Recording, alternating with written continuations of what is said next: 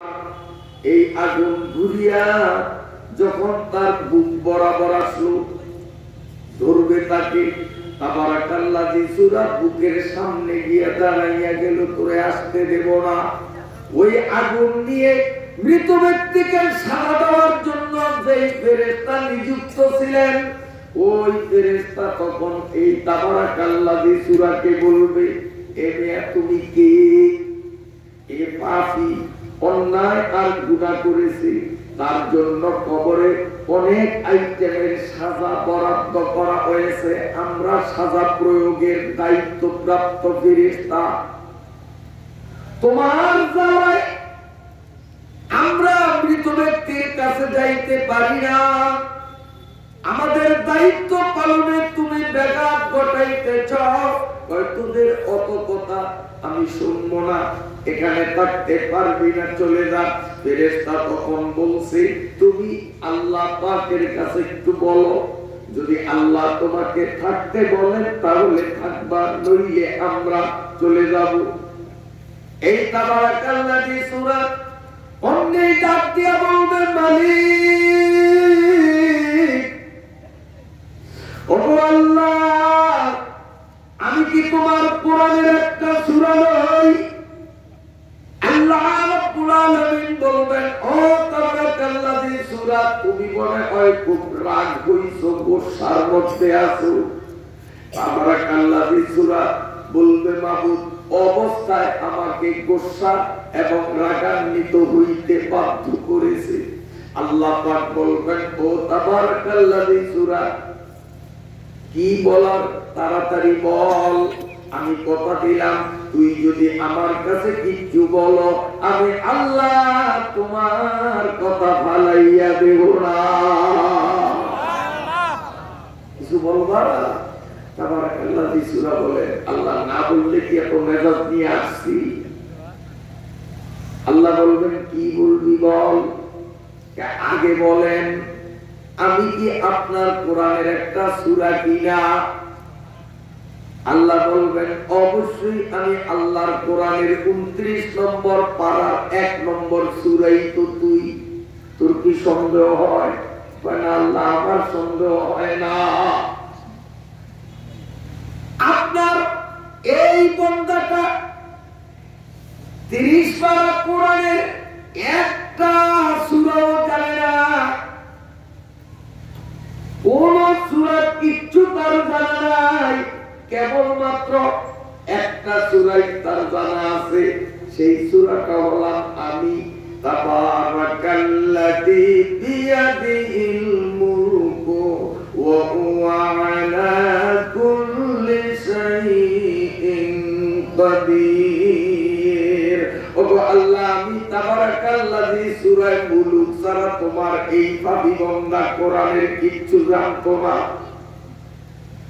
তোমার এই বান্দা নিয়মিত আমাকে তিলাওয়াত করত, রাত্রে ঘুমাইবার আগে আমি তাবারাকাল্লাযী না পড়িয়া কোনদিন ঘুমাইতো না। তোমার যেই বান্দা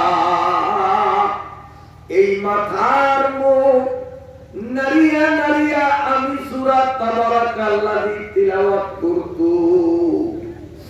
জাহান্নামের কোন আযাব আমি মাথার দিক থেকে তোমার বান্দার কাছে আসতে দেব না। তোমার যেই বান্দা নামাজে দাঁড়াইয়া দাঁড়াইয়া পায়ের উপর ভর করিয়া দাঁড়ানো অবস্থায় আমি তাবারাকাল্লাযী তিলাওয়াত করছি, বান্দার পায়ের দিক থেকে আমি আযাব আসতে দেব না। ওগো মাবুদ, তোমার বান্দা তাবারাকাল্লাযী সূরাটা তার হৃদয় কোটি অন্তরে ধারণ করেছে, মুখস্থ করেছে। অতএব পরস্পর হৃদয় তাকে বুক বরাবর, এই বুকের দিক থেকেও যদি কোনো আযাব আসে আমি আসতে দেব না। ও মাবুদ, যদি তুমি আমাকে ঠেলিয়া সরাইয়া দাও আর এই মুর্দাকে যদি তুমি কবরে আযাব দাও তাহলে আগে আমি তাবারাকাল্লাযী সূরাকে তোমার কোরআন থেকে বাদ দাও। আমারে কোরআন থেকে বাদ দিয়া তারপরে তুমি আযাব দাও। আমি তাবারাকাল্লাযী সূরার সাথে এত সম্পর্ক তোমার বান্দা, আমি তাকে আযাবে নিপতিত হতে দেব না। যদি আযাব দিতে হয় তা আমার কোরআন থেকে আগে বাদ দিতে হবে। পরওয়ারদিগার আলম বলবেন, ও তাবারাকাল্লাযী সূরা, তুই আমার কোরআনের একটা অনন্য বৈশিষ্ট্যপূর্ণ সূরা, আমি তোরে তো ভালো কথা কোরআনের একটা অক্ষরকেও আমি বাদ দেব না। যারে তাবারাকাল্লাযী সূরা, আমি তোরে পাওয়ার দিয়ে দিলাম, ক্ষমতা দিয়ে দিলাম, কিয়ামত পর্যন্ত মুর্দা কবরে শুয়ে থাকবে। তোর পাহারাদারি করার কারণে ওই কবরে আমার ফেরেশতারা আযাব নিয়ে আসতে পারবে না। এই জন্য রাসূল আকরাম সাল্লাল্লাহু আলাইহি ওয়াসাল্লাম বলেন, এই সূরাটার নাম যেমন তাবারাকাল্লাযী সূরা, যেহেতু এর প্রথমে এই শব্দটা আছে। এই সূরার আরেকটা নাম সূরায়ে মুলক, যেহেতু তাবারাকাল্লাযী বিয়াদিল মুলক, মুলক শব্দ আছে, এজন্য সূরায়ে মুলক বলা হয়। আমার কবরে হাসরে এই সূরায় আল্লাহর বান্দাকে আযাব থেকে মুক্ত রাখবে, আযাব ঠেক দিবে। এই জন্য আমি রাসূলের পবিত্র জবানে সূরাটার আরেকটা নাম নির্ধারণ করে দিলাম। এর নাম হলো সূরাতু আল মানিয়া, প্রতিহতকারী সূরা, দমনকারী সূরা। ওই আযাব যেদিক থেকে আসে ওখানে সে আযাবকে প্রতিহত করে, প্রতিবন্ধকতা সৃষ্টি করে, আযাবকে পরাভূত করে, নিজে বিজয় অর্জন করে এই তাবারাকাল্লাযী সূরার তিলাওয়াতকারীকে আযাব থেকে মুক্ত রাখে। এই কোরআন তিলাওয়াত করলেই লাভ, যত তিলাওয়াত করবে তত লাভ। বিরক্ত হন আপনারা? আমার ভাইরা বাবাজিরা, এই পবিত্র কুরআনুল কারীমের আরেকটা সূরা, সূরাতুল আল বাকারা। এই সূরাতুল আল বাকারার মধ্যে এক অনন্য বৈশিষ্ট্যপূর্ণ আয়াত, যার নাম আয়াতুল কুরসি। চিনেননি? ব্রাহ্মণদিনে আসেনি আয়াতটা?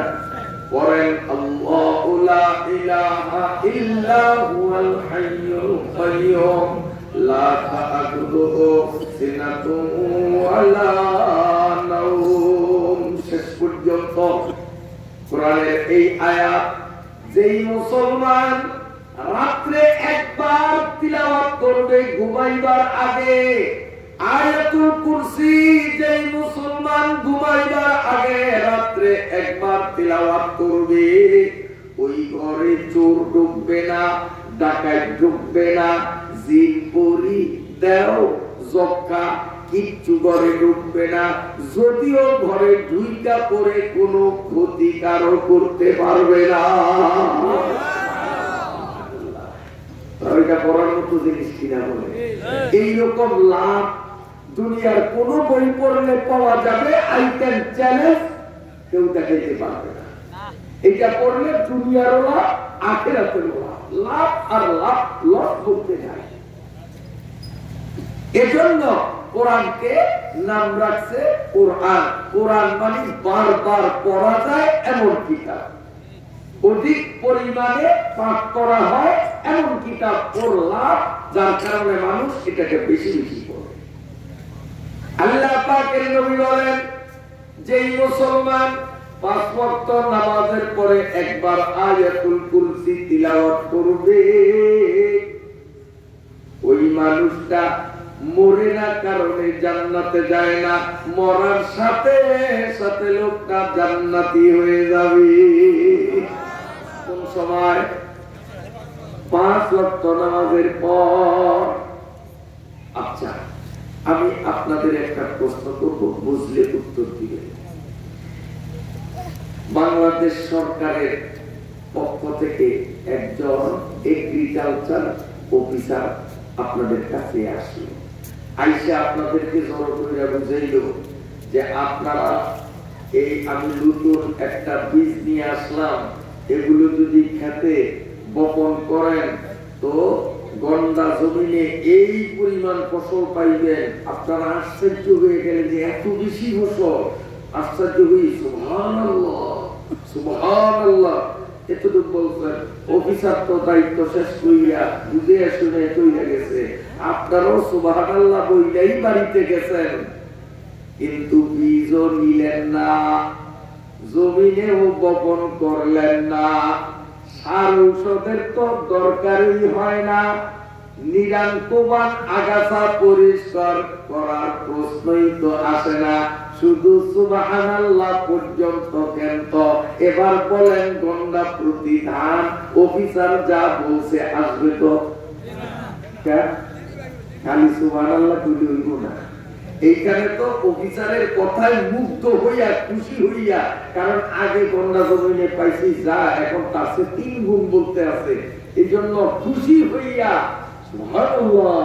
কিন্তু খুশি হইয়া সুবহানাল্লাহ বললেই কাম হবে না, কামও করা লাগবে। এই আয়াতুল কুরসির ফজিলত শুনিয়া সুবহানাল্লাহ কইলেই কাম হবে না, কামও করা লাগবে, নামাজও 5 ওয়াক্ত পড়া লাগবে, আর নামাজের পরে আয়াতুল কুরসিও পড়া লাগবে। ঠিক আছে? ঠিক। 3 বার কুল আল্লাহ পড়লে 1 খতম কোরআন। সবাই কইলেন সুবহানাল্লাহ, কিন্তু কুল আল্লাহ একবারও পড়লেন না। কয় খতম হইল? খালি সুবহানাল্লাহ বললে শেষ নয়, ওয়াজ তাফসীরের বয়ানে আসতে হয় শোনার জন্য, বুঝার জন্য, কাজের জন্য নয়। কাজ হবে ওয়াজ থেকে যাওয়ার পরে। ঠিক না? ঠিক। আল্লাহ কবুল করে। সূরাটার নাম কি বলছি? এই সূরা তাবারাকাল্লাযী এক নাম, আর এক নাম সূরা মুলুক, আর এক নাম সূরা মানিহা, প্রতিহতকারী সূরা, অদাব প্রদানকারী সূরা, আর এক নাম হইল সূরা আল মুনজিয়া। আল মুনজিয়া অর্থ মুক্তিদাতা। আল্লাহ পাকের এক নাফরমান বান্দাকে নবী আলাইহিস সালাম বলেন, তাফসীরের কয়েকটা তাফসীরের কিতাবে আজকে দেখলাম আল্লাহ পাকের নবী বলেন, একটা পাপী বান্দা 30 পারা কোরআনের কিচ্ছু জানে না, একটা অক্ষরও জানে না, শুধু তাবারাকাল্লাযী সূরা জানে। এই লোকটা নিয়মিত তাবারাকাল্লাযী সূরা তিলাওয়াত করত,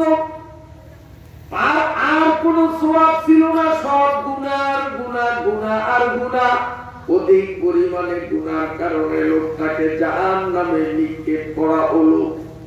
তাবারাকাল্লাযী সূরায় যখন টের পাইল যে আমার দোস্তরে দুজকের মধ্যে ঢালাইছে, অমনি দুজকের গেইটে দাঁড়াইয়া তাবারাকাল্লাযী আল্লাহর সাথে ঝগড়া আরম্ভ করবে। এই কারণে এই সূরার আরেকটা নাম হলো সূরাতু আল মুজাদালা, ঝগড়াকারী সূরা। আল্লাহর সাথে কোদাকুদি সেটাসেটি করবে। আল্লাহ বলেন, কি তুই গায়ে পুরিয়া ঝগড়া করো? আল্লাহ ঝগড়া করবো না, তোমার বান্দা কেন তুমি দুজকে পালাইলা? কয়টা আমল নামার দিকে তাকাইয়া দেখো, গুনাহ আর গুনাহ, গুনাহ আর গুনাহ, সওয়াবের খাতা খালি। তাই আমি ওরে দুজকে দিছি, আমি বেইনসাফি করি নাই। তাবারাকাল্লাযী সূরা বলেন, আল্লাহ আমার তার আমল নামা দেখার কোনো প্রয়োজন বোধ করি না, আমি তোমার থেকে জানতে চাই, আমি তাবারাকাল্লাযী তোমার কোরআনের 114 সূরার লিস্টের মধ্যে রাখবা না বাদ দিবা? আগে এই সিদ্ধান্ত বলো। আল্লাহ বলেন, বাদ দেওয়া যাবে না। মায়ুবাদদিলুল কাউলু লাদাইয়া, আল্লাহ বলেন আমি তোরে বাদ দিতে পারি না। তখন তাবারাকাল্লাযী সূরা বলবে, আমি যদি তোমার কোরআনেই থাকি তাহলে আমার কথা তোমার মানাই লাগবে। তোমার বান্দার সওয়াব আছে না গুনাহ আছে, সেদিক তুমি না তাকাইয়া আমি তাবারাকাল্লাযী তার পক্ষ হইয়া তোমার কাছে যখন ঝগড়ায় রত হইলাম, তোমার বন্দারে আমার সাথীরে উঠাইয়া আমার হাতে আনিয়া দাও, দোজখ থেকে উঠিয়া আসলে আমি তাকে হাত ধরিয়া জান্নাতের গেইটে নিয়ে যাব। সুবহানাল্লাহ, সুবহানাল্লাহ। এই জন্য কোরআনকে কোরআন বলা হয়। কোরআন মানে বারবার যেটা পড়া হয়, এটা পড়লেই লাভ, পড়লেই লাভ, যত পড়বো তত লাভ। আমার আল্লাহ বলেন তাবারাকাল্লাযী বিয়াদিহিল মুলক, বরকতময়, সব অপারগতা, অযোগ্যতা এবং সব অশালীনতার থেকে শতভাগ পূত, পবিত্র, নির্দোষ, নিষ্কুল সেই পরম সত্তা, যার নিয়ন্ত্রণে হলো বিশ্ব জগৎ, গোটা বিশ্ব জগতের মালিক হলেন যিনি, সব কিছুর মালিক আল্লাহ, সব কিছুর মালিক আল্লাহ। আমিও আমার মালিক না, আমার মালিক আল্লাহ। আল্লাহ বলেন আসমানে, জমিনে, বায়ুমণ্ডলে, সত্যমণ্ডলে, ভূতলে, ভূগর্ভে, আকাশের উপরে, বেহেশতে, দুজখে, সব জায়গার মধ্যে একচ্ছত্র মালিকানা একমাত্র আমি আল্লাহ। আমি দুনিয়াতে পরীক্ষামূলক মানুষকে একটু একটু ক্ষমতা দিয়েছি, মেম্বার থেকে নিয়ে প্রধানমন্ত্রী পর্যন্ত বিভিন্ন পোস্ট পজিশন তাদের দিয়েছি। আসলে কিন্তু তারা বড় রাজা না, বড় রাজা হলাম আমি আল্লাহ। ওয়া হুয়া আলা কুল্লি শাইইন কাদির। আল্লাহ পাক এবার নিজের পরিচয় দেন, আমি কেমন রাজা দেখো।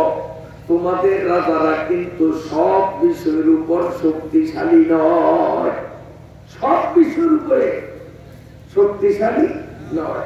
আমাদের মাননীয় প্রধানমন্ত্রী, তিনি যদি রাত্রে বলেন এই মশা মশা, আমি কিন্তু বাংলাদেশের প্রধানমন্ত্রী, আমারে চিনো, আর্মি, বিডিআর, পুলিশ, র্যাব সব আমার আঙ্গুলের ইশারায় চলে, খবরদার মশা আমার কানের কাছে আইসা বেন বেন বেন বেন করিস না, করবে না তো? তাহলে মশারে ধমকাইয়া মশার উপরে দমন নীতি চালানো, এটা কি সম্ভব হবে? পারবে?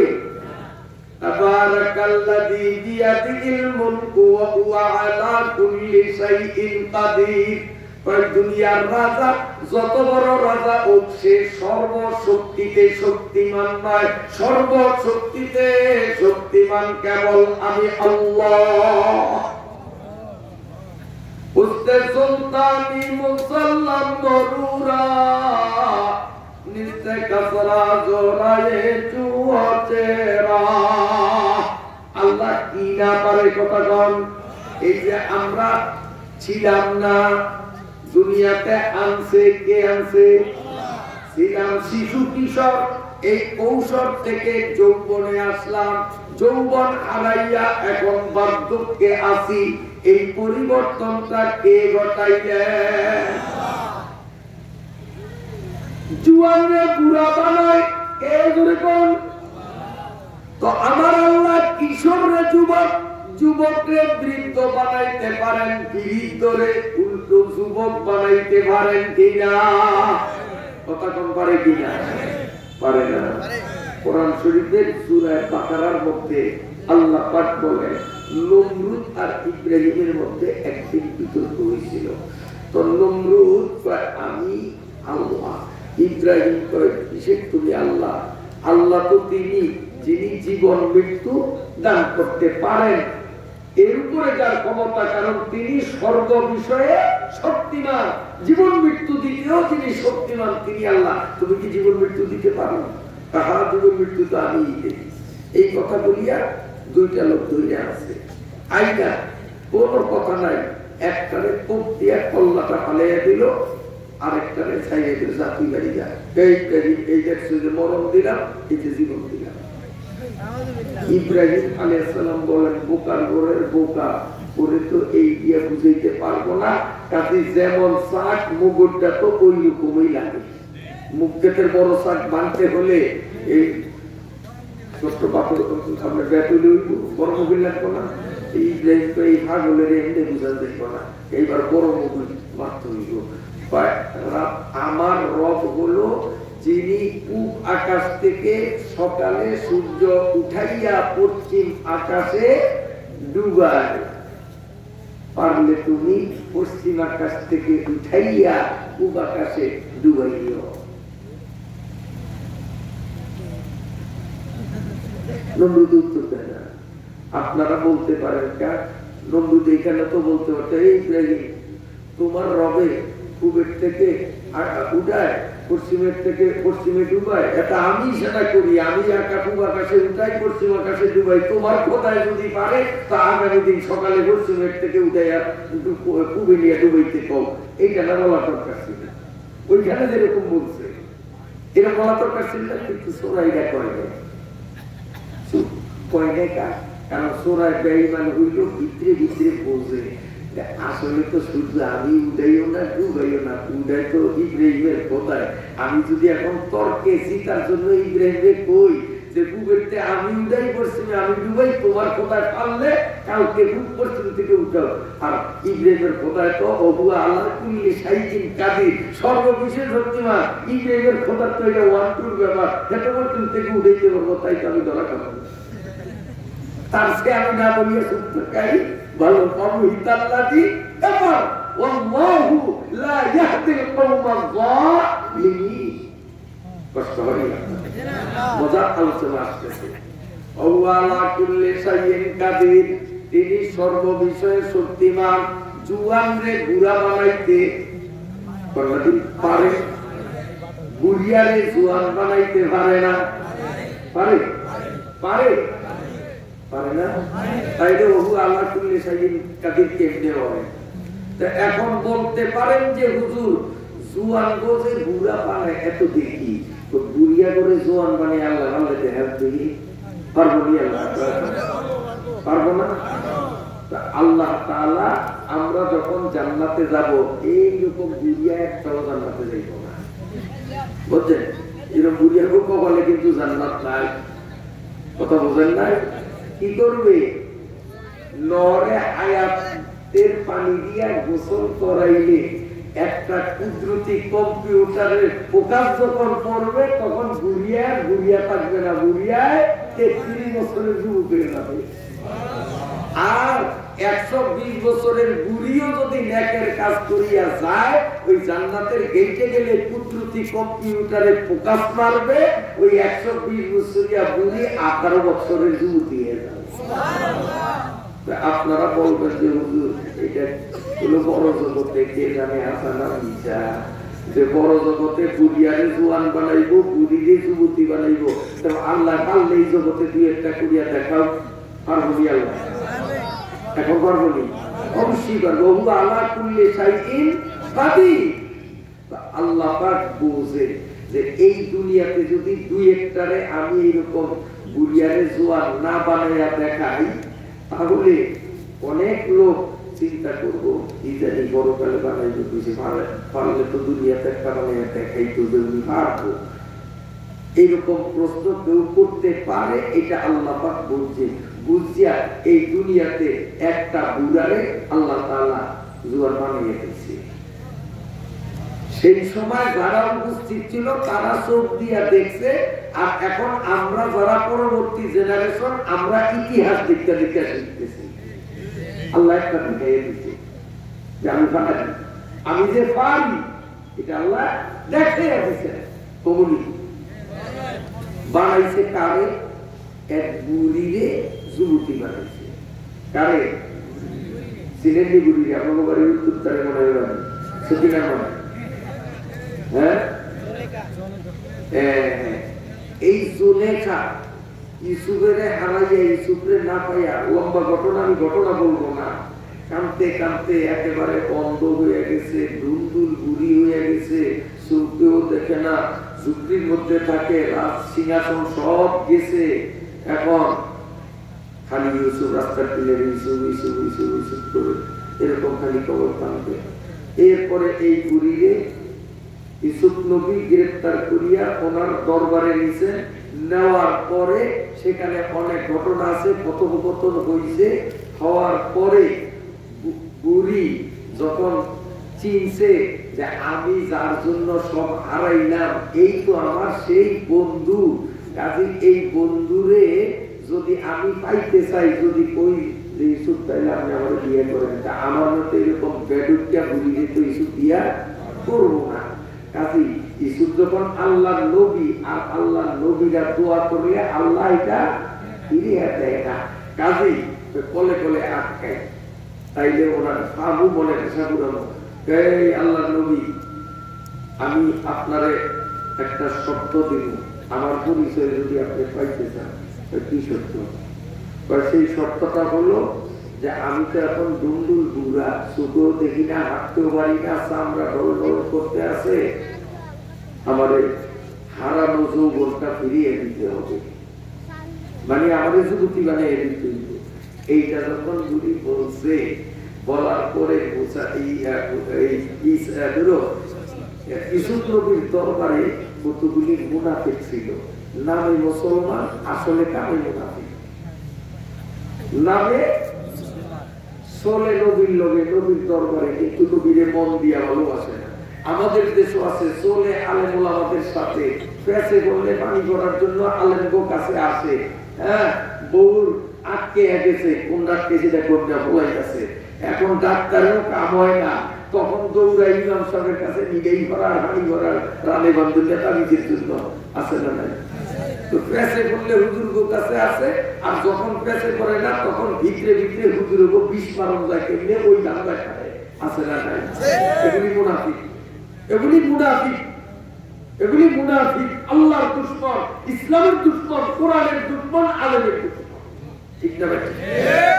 তো ইউসুফ নবীর দরবারে এরকম মুনাফিক মার্কা আছে, কারণ বলিনি একটার একটা টিপ দেয়, এই খেলা ধরা খেলবো, ধরা খেলবো, কারণ ওয়াদা করছে যে আমি তোমার কথা রাখবো। ইউসুফ নবী ওয়াদা করছে না, আর উনি নবী, নবীরা তো ওয়াদা খেলাপ করে না, বুড়িরে আবার জোয়ান কেমনে বাটাই দেওয়া কি সম্ভব নেই। এইবার ধরা খেলবো উনি 2 নম্বর, উনি 2 নম্বর, উনি বন্ড, ধরা খেলবো। ইউসুফ নবীর কথাগুলি শোনে, কোনো প্রতিবাদ করে নেয়। ইউসুফ নবী সিজদার মধ্যে করিয়া আল্লাহ আমার এত কলে কলে আটকাইছে, আমি তো ওয়াদা করছি, আর ওয়াদা খেলাপ নবীরা করতে পারে না, কিন্তু বুড়িরে তো জোয়ান আমি বানাইতে পারবো না, কারণ আমি তো আল্লাহ কুল্লি শাইইন কাদির না, আল্লাহ কুল্লি শাইইন কাদির তুমি, তুমি পারলে পারো। আল্লাহ যদি তুমি না করো তো আমার ইজ্জত যাবে না, ইজ্জত তো তোমার যাবে, ঠিক না? ওই জোলাকায় ইউসুফ নবীরে যেমন কলে আটকেছে, ইউসুফ নবীও আল্লাহরে কলে আটকেছে, তোমার ইজ্জত চায়, আল্লাহর কাছে ঠিক নই। হ্যাঁ, আমি বানিয়ে দিতে আছি, একটু জোলাইখারে চাদর দিয়া ঢাকা রাখো। ইউসুফ নবীর গায়ের চাদরটা দিয়া জোলাইখারে ঢাকা রাখছে। কতক্ষণ পরেই আল্লাহ কয়, ও ইউসুফ নবী চাদরটা উঠাও তো দেখি। চাদরটা উঠে দেয়, বুড়িয়ার বুড়িয়ে বুড়িয়া উঠিয়ে গেছে। আচ্ছা, দড়িরে গরিব কে বানায়? গরিবের দড়ি কে বানায়? ইন্নাল্লাহা আলা কুল্লি শাইইন কাদির। ও মিয়া, আপনারে আল্লাহ দড়ি বানাইছে, জায়গা জমি টাকা পয়সা আপনার আছে, আরেকজনের আল্লাহ গরিব বানাইছে, টাকা পয়সা দেয় নাই, ইচ্ছা করলে আল্লাহ ওরে যে কোনো মুহূর্তে ধনী বানাইয়া আপনাকেও গরিব বানাইতে পারে কিনা? পারেনি। এই জন্য গরিবদের কখনো তুচ্ছ করতে নাই, ফকির মিসকিনকে কখনো প্রতিপন্ন করতে নাই। আজকে ও ফকির, আগামী দিন আমিও ফকির হইতে পারি। হযরতে আশরাফ আলী তানভীর হযরতে আশরাফ আলী তানভীর রাহমাতুল্লাহ আলাইহি এই আয়াতের তাফসীর বুঝাইতে গিয়া অত্যন্ত চটকদার মজার একটা ঘটনা উল্লেখ করেছেন, বলবো শুনতে রাজি আছেন? খুব চটকদার। উনি লেখেন যে এক জমিদার, অগাধ সম্পদের মালিক। এই জমিদারে বিয়ে করছে একটা সুন্দরী মেয়ে। জমিদার টাকা পয়সায় বিশাল অবস্থান, তার শরীরের অবকাঠামো, স্বাস্থ্যের যে সৌন্দর্যতা অতুলনীয়, কিন্তু তার মধ্যে একটা দোষ ছিল, আঙ্গুলের ভাগ দিয়ে আমি করতো না।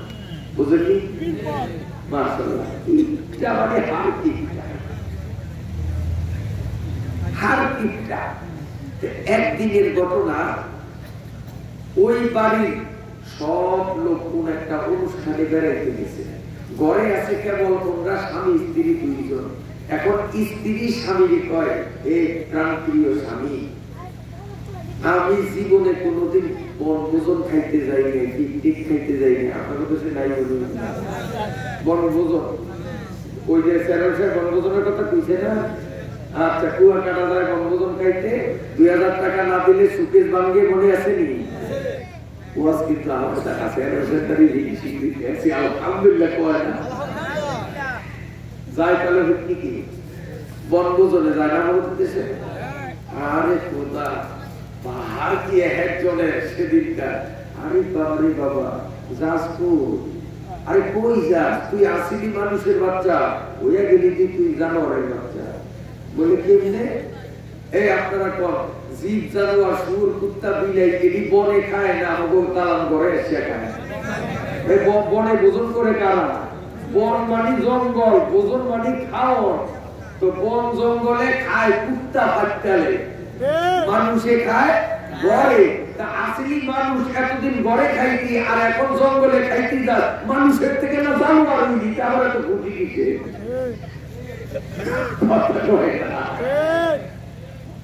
আল্লাহ, কুত্তাটা যদি ঘরে খাইতো তো ও খুশি হইতে পারতো যে এতদিন জঙ্গলে খাইছি, আজকে ঘরে খাইছি। আর তুই ঘরে ঘরে জঙ্গলে গেলি, তুই তো ডাউনে গেলি, উপরে উঠলি না। এখন বউ কয়, স্বামী জীবনে বনভোজনে যাই নাই, কারণ ছেলেরা মেয়েরা যা হয় এই জন্য আমি আর গেলাম না কোনোদিন। মনে একটা দুঃখ রয়ে গেল, বনভোজনের স্বাদটা নিতে পারি না। আজকে যখন বাড়িতে আম্মায় নাই, আব্বায় নাই, হ্যাঁ আমার দেওয়ার বাসুর কেউ নাই, আজকে একটা বনভোজন করি, চলেন আমি আর আপনি কিছু সদাই লেখা দিই, আনেন দুইজনে আজকে বনভোজন খাবো। তো স্বামীকে আমার তো অভাব নাই, তুমি লিস্টি দাও কি কি। একবারে কাগজে বিশাল লিস্টি দিছে, উনি বাজার থেকে সব আনছে। আনার পরে আজকে ধুমধাম স্বামী স্ত্রীর মধ্যে পিকনিক, বনভোজন, রান্না বাড়ার ধুমধাম। রাঁধতে রাঁধতে 3:30 পেটের ক্ষুধায় দুটা এখন দুর্বল। 3:30 রান্না কমপ্লিট, দস্তরখান বিছাইয়া এখন স্ত্রী চামচ নিছেন, খানা পারবে। এই টাইমে আতিনগরের দুয়ার থেকে কে যেন আওয়াজ দিল, জমিদার সাহেব আমি 3 দিনের উপাস, ক্ষুধার জ্বালা সইতে পারি না, আমারে কি একটু খাবার দিবেন? জমিদারের মেজাজটা গেছে খারাপ হয়ে। বউটা ছিল কিন্তু দিনদার, পরেশদার, আল্লাহওয়ালা, হাত তোলা। বউটাকে শুনে দরজায় আল্লাহর মেহমান আসছে। ফকিররা কি আল্লাহর মেহমান? ফকিররা আল্লাহর মেহমান, আল্লাহর মেহমান আসছে।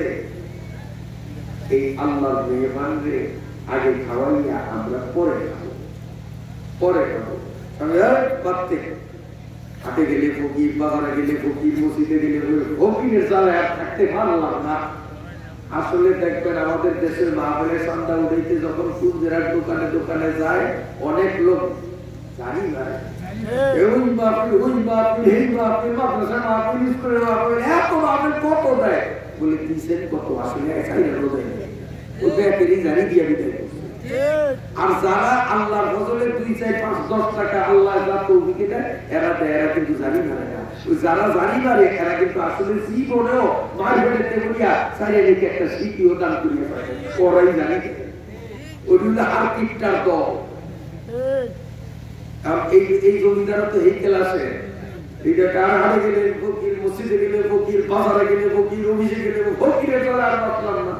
স্ত্রীকে দেখেন আমরা সকালে খাইছি, এখন 1টায় খাইতাম, 3:30টা বাজে, তাই ক্ষুধা সহ্য হয় না, আর বলে 3 দিন পর্যন্ত খাই নাই।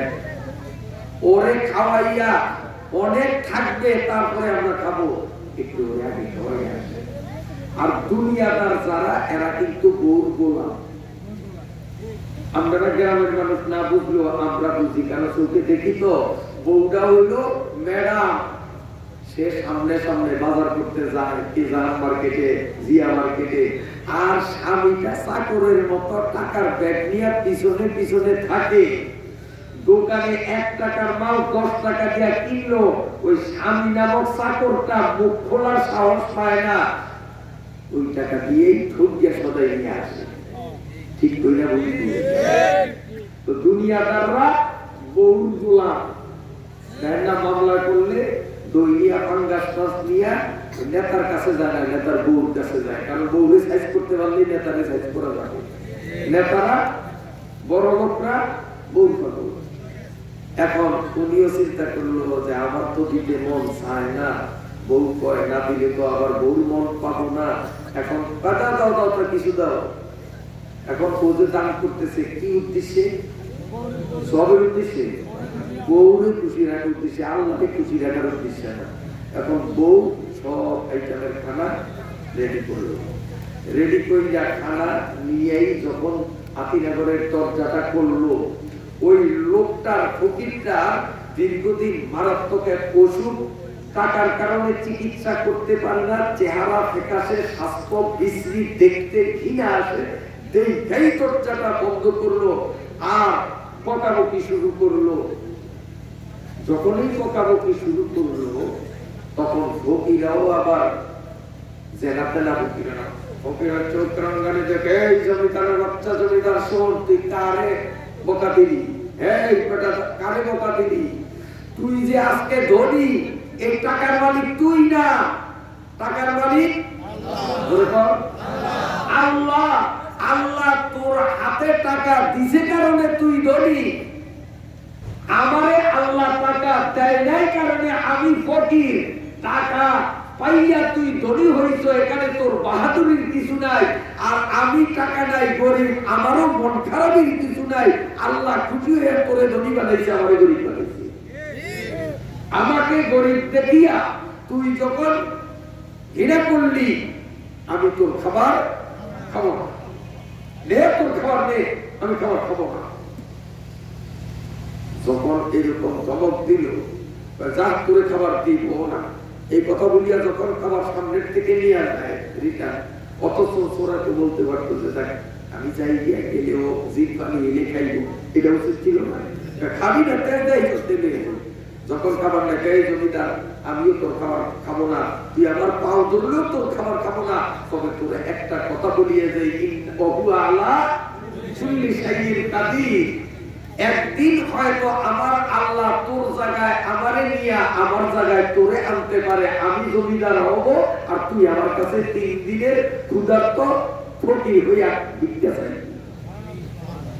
এই কথা যখন বলছে, তখন জমিদারের মেজাজে আগুন ধরছে।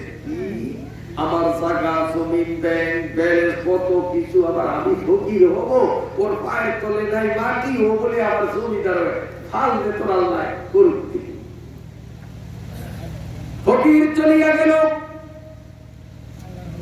ফকির চলিয়া গেল। স্ত্রী এবার স্বামীরে খানা দিয়া গেল, স্বামী তুমি খাও। স্ত্রী বলতেছেন তুমি খাও, আমি খাবো না। কেন আজকে পিকনিক? তুমি আমারে মেলা দিয়া খাওয়াইবা, আমিও আমার হাতে তোমার মুখে নেওয়ালা দেব। স্ত্রী কয় তোর খাওন তুই খা, আমি এই খাওন খাবো না। কেন খাবি না? আল্লাহর মেহমান যেই খাবারে ভাত পাইল না, ওই খাবার আমার পেটে দেব না। ফকিরা বেকারে পেট ভরাইয়া খাওয়াইলেও তো পর্যাপ্ত খাবার রয়ে যেত, তুমি আমি খাইয়া শেষ করতে পারতাম না। তুমি খাও আমি খাবো না, স্বামী বলেন খাইতে হবে। দুইজনে কথা কাটাকাটি করতে করতে দুইজনেই মেজাজ হিট হইয়া গেল। এই মেজাজ গরম করতে করতে এক পর্যায়ে স্বামীটা বুঝলেন কথা তিনটা ছাইরা দিছে, কথা তিনটা ছাইরা দিছে। এখন তো স্ত্রী খাটের উপরে শুইয়া কান্না শুরু করলো, হায় হায় হায় হায় কি হইল, হায় হায় কি হইল।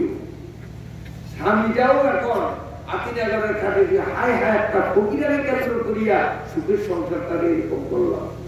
অনেকক্ষণ দুইজনে কান্দার পরে এখন স্বামী এসে স্ত্রীর হাত ধরে তাদের এ আসো খাও চেষ্টা, যা হওয়ার হয়েছে তুমি আর আমি জানি, কেউ তো জানে না, এটা এই পর্যন্তই শেষ, কোথাও তুমিও বলবো না আমিও বলবো না, আসো।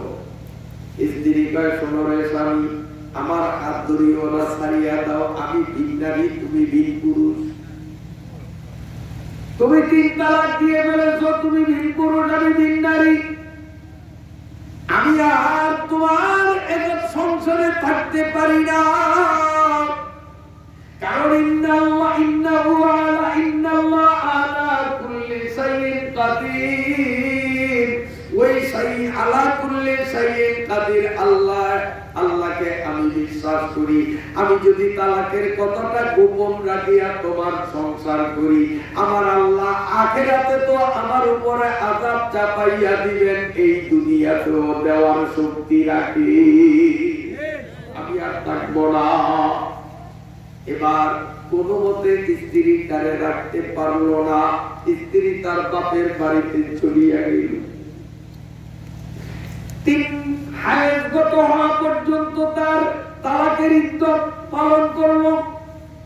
এরপরে স্ত্রী দোয়া করতেছে, আল্লাহ আমাকে একটা দিনদার পরেশগার দানবীর স্বামী মিলাইয়া দাও। খালি দোয়া করে 1 বছর 2 বছর 3 বছর 4 বছর চলিয়া গেল, স্ত্রী দোয়া করতেছে, কিন্তু স্ত্রীর কাছে বিয়ার কোনো প্রস্তাব আসলো না। কয়দিন? 4 মাস না 4 বছর। কিন্তু স্ত্রী দোয়া বন্ধ করে না, খালি দোয়া করে, ওগো আল্লাহ আমাকে দিনদার পরেশগার আল্লাহওয়ালা দানবীর একটা স্বামী মিলাইয়া দাও। 60টা বছর গত হয়ে গেল, কোন প্রস্তাব আসে না। যদি এমন আমার আপনার ব্যাপারে হইতো তো আল্লাহরে দুনিয়ার ভুল বানাতে দেখো, আল্লাহ 60 বছর মতো দোয়া করি, কই তুমি তো দোয়া করবো না, দোয়াই করবো না, তোমার অবধি করবো না, আমরা ওই এরকম করি। কিন্তু ওই মহিলা আল্লাহ যে সর্বশক্তিমান, ভালো মানের স্বামী তারে দিতে পারেন, এই কুদরত আল্লাহর আছে, স্ত্রীর বিশ্বাস আছে বলিয়া 4টা বছর দোয়া করুন, দোয়ার বাস্তবায়ন ঘটে না, তারপরেও দোয়া বন্ধ হয় না। 5ম নম্বর বছর যখন আসলো, বৃষ্টির ফোঁটার মতো চতুর্দিক থেকে বিয়ার প্রস্তাব আসা শুরু হইল। তাহলে দোয়া আল্লাহর কাছে কবুল করলে কোনটা সাথে সাথে কবুল হয়, কোনটা একটু বিলম্বে কবুল হয়, কোনটা কবুল হয় তার ফল পরকালে পাওয়া যায়। মুসলমানের কোন দোয়া বিফলে যায় না, বিশ্বাস করেন। এখন 5ম বছরে চতুর্দিক থেকে খালি বিয়ার প্রস্তাব আসতেছে, কিন্তু দেখা যায় হয়তো ছেলে পক্ষ ফিরিয়া যায়, তাদের হয় না, আবার কোনটা ছেলে পক্ষ খাটছে কিন্তু ওই মেয়ে পক্ষের থেকে খাটে না, যার কারণে হয় না।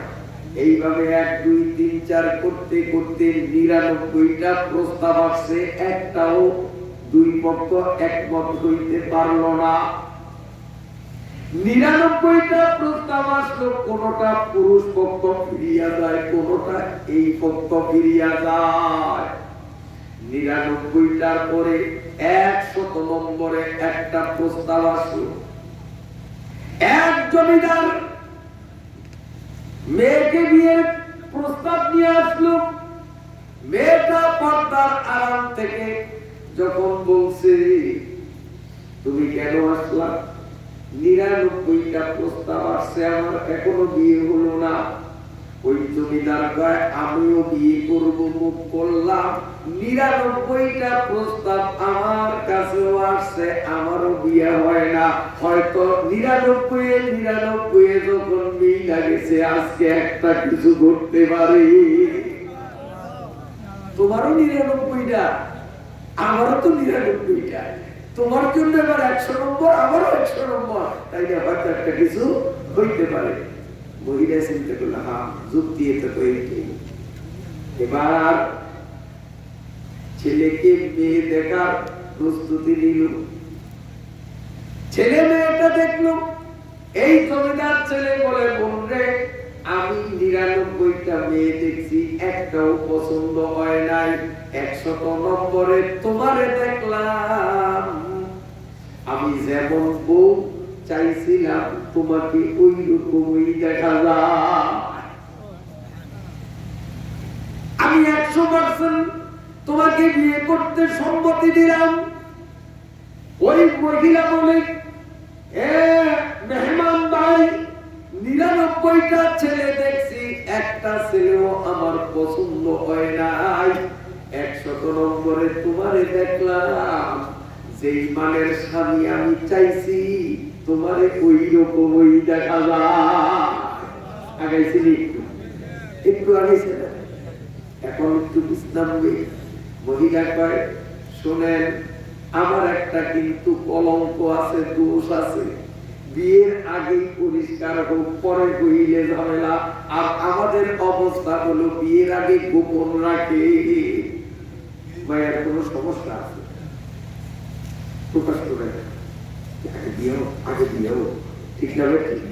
নিয়ম হইটা না, নিয়ম হইল ছেলে পক্ষে বলতে হবে যে আমাদের কিন্তু মেয়ের সমস্যা আছে, তাদের বুঝে বুঝে হইলে দিল, নাইলে না দিল, পরে ঝামেলা হয় না। গোপন রাখতে দিলে পরে ঝামেলা হয় কি হয় না? আমার একটা সমস্যা আছে, দাগ আছে, সেটা কি? আমি কিন্তু তালাক খাওয়া, আমি বিধবা না, তবে আমার তো সে আমি তালাক খাই নাই।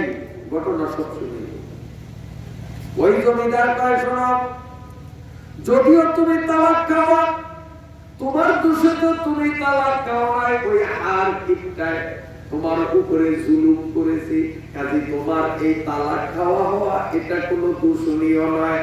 যদি তুমি সম্মতি দাও আমি তোমাকে বিয়ে করব। ওই মেয়েটা করব, বাইরে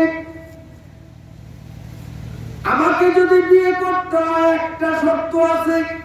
জমিদার কয়, একটা নয় লক্ষ শর্ত যদি তুমি দাও আমি মানবো। জমিদারের জায়গা জমি ওর নামে দিতে হবে, ব্যাংক ব্যালেন্স করতে হবে, ওরে পর্যাপ্ত সোনা গয়না দিতে হবে, এমন শর্ত করতে পারে। জমিদার কয়, আমার কোনো অভাব নাই, তোমার কত পরিমাণ শর্ত আছে বলো, সব আমি পূরণ করব, তবুও আমি তোমাকে বিয়ে করব।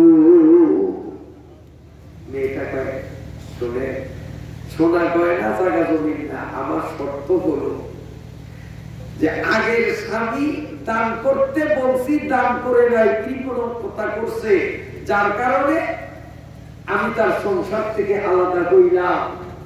আমাকে যদি বিয়ে করতে হয়, আমাকে বিয়ে করতে হলে একটা শর্ত, দান করার মতো সুযোগ যদি হাতে আসে তখনই দান করতে হবে, কৃপণতা করতে পারবা না, এমন একটা শর্ত আমাকে দিতে হবে। জমিদার কইলেন, আজকে নতুন করে এই শর্ত আমি কেন দেব?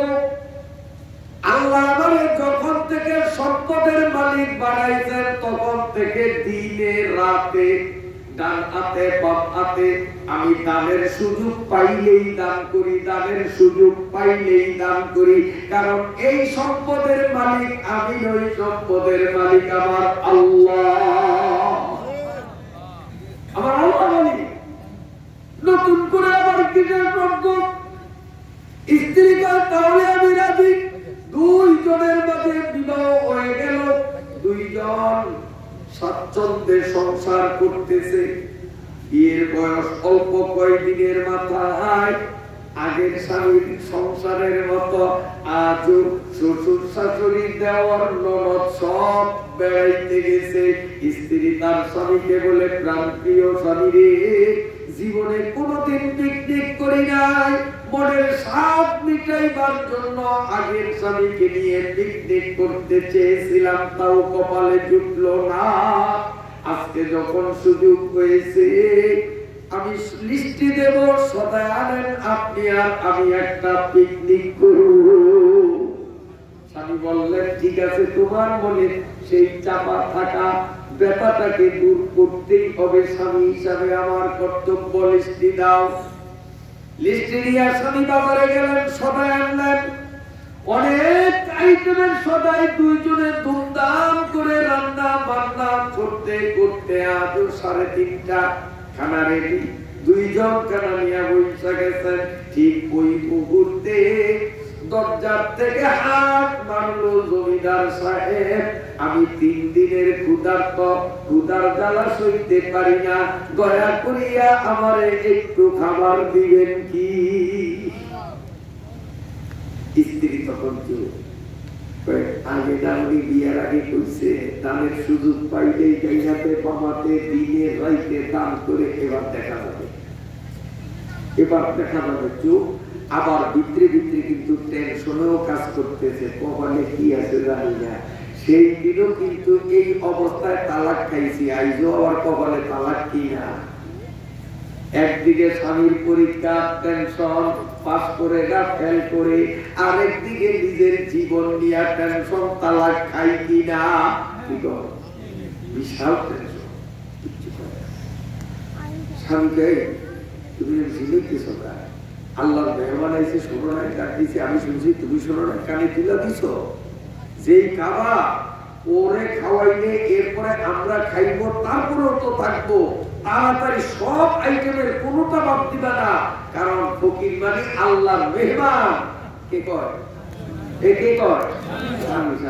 স্ত্রী কয় না, দেখা যায় আমি যেমন স্বামী চাইছি তেমন স্বামী পাইছি। এবার ভিতরে তার দুশ্চিন্তা লাগু হইতেছে, কোন আইটেম বাদ দিতে পারবো না, সব আইটেম থেকে দাও। আমরা সকালে খাইছি, এখনই ক্ষুধার জ্বালা সইতে পারি না, আর আল্লাহর মেহমান বলে 3 দিন খাই না, ওরে না খাওয়াইতে আমরা খাবো না। স্ত্রী বেজার হয়েছে না? সব আইটেমের খানা একেবারে ট্রের মধ্যে সাজিয়ে দিছে। আর জমিদারের বউ দুইজনে ট্রে নিয়া, 2টা ট্রে খানা নিয়া দিল। দরজাটা যখন খুলিয়া খাবার গুলো ফকিরা বেটার সামনে রাখলো, ফকিরা বেটা জমিদারের বউয়ের দিকে চৌকার ভিজা একটা সাউন্ড যায়, এক নজর সাউন্ড যায়, কোন নজর এখন ফকিরা বেটা জমিদারের বউর দিকে, আর জমিদার বেটার বউ এইটাও ফকিরার দিকে, দুইজনের চোখে চোখে। জমিদার তো মহা যন্ত্রণা, 3 দিন পর্যন্ত যে কিচ্ছু খায় না, ওর মধ্যে কি উত্তেজনা খায়, সেক্স পাওয়ার খায়, বিশ্ব সুন্দরী ওর কোলে সরাইয়া দিল, তো ওই দিকে তার লোক যাইবে না, তার লোক তো যাইবে খারাপ রিলেটেড দিয়ে, কারণ 3 দিনের ক্ষুধা। দেখেন না, রমজান মাসে ভোর রাত্রে খাইছেন ঝোলা বড়ি, আসেন বছর বাড়ির মাসে কত মানুষ না খেয়া রোজা করলো, খবর নিলাম না। এরপরে আসরের টাইম আইলে দুনিয়াতে এমন অবস্থা আমাদের, তখন বউর মুখের দিকে চাইতে ভালো লাগে না। হাতিনগরের শহীদ দেউলিয়া দিন কাটাই দিই, তারটা কত ঠকে শরীর হিট খায়, উত্তেজনা খায়, এক ভক্ত খাইলেই তাতেই সব আরে ভালো লাগে। আর 3 দিনের উপবাস, আশ্চর্য ব্যাপার, 3 দিনের উপবাস সে নারী লোক কি করে করবে? সে তার মধ্যে তো থাকতেই পারে না, সে তো খাবারের উপরে ঝাঁপাইয়া পড়ার কথা, তা না করিয়া সে আমার বউয়ের দিকে এইভাবে আমার উপস্থিতিতে তাকাইলো। আচ্ছা, তাকাইলো, আমার বউ বা কি হইল? সে তো জমিদারের বউ, একটা ফকিরের দিকে সেইভাবে প্রেমের নজরে তাকাইলো, নিশ্চয়ই এখানে কোন রহস্য। চিন্তা করলো, ওরা তাকাইছে, আমার বউটাকে কেন? এ তো জমিদারের বউ, ফকির, দেখতে দিচ্ছি চেহারা স্বাস্থ্য একদম নষ্ট। জমিদার চুপ। কিছুক্ষণ জমিদার চিন্তা করলো, যোগ বিয়োগ মিলাইতে পারে না। স্ত্রীর হাত ধরে তাইরা রান্না করে নিয়ে গেল, আর ক্ষুধা সহ্য হয় না, খাবার খাবো। স্ত্রী কয়, স্বামী তুমি খাও, আমি খাবো না। স্বামী কয়, কেন, কি ব্যাপার? আমার একটু চিন্তা করতে দাও, আমি আল্লাহর কুদরত দেখতেছি। দুই চোখ থেকে টপ টপ করে পানি পড়া আরম্ভ হয়ে গেল। দুই গাল চোখের জলে সিক্ত বিসিক্ত বানিয়ে জমিদারের বউ বলে, তুমি খাও, আমি খাবো না। আল্লাহর কুদরত দেখতেছি, আমার একটু চিন্তা করার সুযোগ দাও। স্বামী বললেন, কি কুদরত দেখলে একটু বলো। স্ত্রী গড়গড় করে চোখের পানি ছাড়িয়ে বলে, স্বামী গো, ফকিরা বেচারা প্রথম চিনতে পারি নাই, কিন্তু ফকিরা বেটা আমাদের দেখার সাথে সাথে ঠিক পাইছে, চিনছে। কারণ আমার মধ্যে তো পরিবর্তন হয় নাই, আমি আগেও যেমন ছিলাম এখনো তো আমি তেমন, কিন্তু ওই ফকিরা বেটার অনেক পরিবর্তন, যার কারণে পরে আমি দেখা প্রথম ঠিক পাই নাই, ও আমার দেখার সাথে সাথে ঠিক পাইছে। এই ফকির দুনিয়ার সাধারণ ফকির নয়, এই ফকির হলো আমার পূর্বের স্বামী, সেই দিনের জমিদার। ইন্নাল্লাহ